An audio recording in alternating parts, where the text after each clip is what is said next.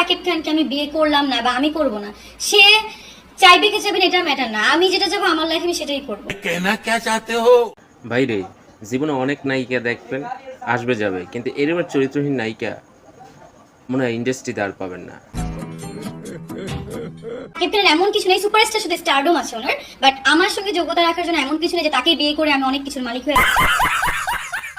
হ্যাঁ ভাই, আমি আর কারো কথা বলতেছি না, সে হলো আমাদের সকলের পরিচিত সে মিষ্টি জান্নাত, যেখানে বিয়ের আগেই সাকিব খানকে বিয়ে করে গোপনে রাতে বিয়ে করে হয়ে গেছে এখন প্রেগনেন্ট, এবং সে খুব শীঘ্রই সাকিব খানকে বিয়ে করে যাচ্ছে। সেটা শুধু শুয়ে একলাই বিছানায় বসে কল্পনা করতেছে।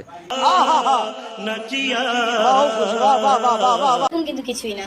সো যদি ওই দিক থেকে বলেন, আমার ফ্যামিলি কখনোই সাকিব খানের সাথে আমাকে বিয়ে দিবে না। যদি আমি এখন ভালো লেগে থাকে হয়তো আমি কাউকে করতে পারি, সেটা ফ্যামিলির বাইরে যে। কিন্তু সে একাই বলতেছে নাকি সাকিব খানের ফ্যামিলি থেকে 3 নাম্বার বিয়ে দেওয়ার জন্য পাগল হয়ে গেছে। সে হলো চলচ্চিত্রের নায়িকা এবং সে হলো ডাক্তার। আমি জানলাম না বাংলাদেশের এই মিষ্টি জান্নাত, যাকে বলা হয় 12 নাম্বার নায়িকা বা 420 নায়িকা, যার প্রত্যেক একটা চলচ্চিত্র আজ পর্যন্ত মুক্তি পেয়েছে কিনা বা কেউ দেখেছেন কিনা সেটা আমিও জানি না, কিন্তু আজ পর্যন্ত আমি এখনো তার একটা ছবিও দেখি নাই। তাহলে আমি তোমাকে একটা চুমা দিই, আমি তোকে ফ্রেন্ড দেন।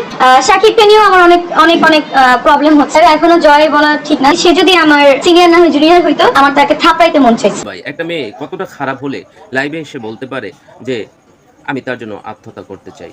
আমি বুঝি না এরা কি খেয়ে বাংলা ইন্ডাস্ট্রিতে আসে। सीन है वाह क्या सीन है। মানে কিং খানকে জিজ্ঞাসা করুন, এটাই বেটার। এটা অনেক আগে থেকে 2017 সাল থেকে ওর সাথে আমার খুব ভালো ফ্রেন্ডশিপ। আমার বাসায়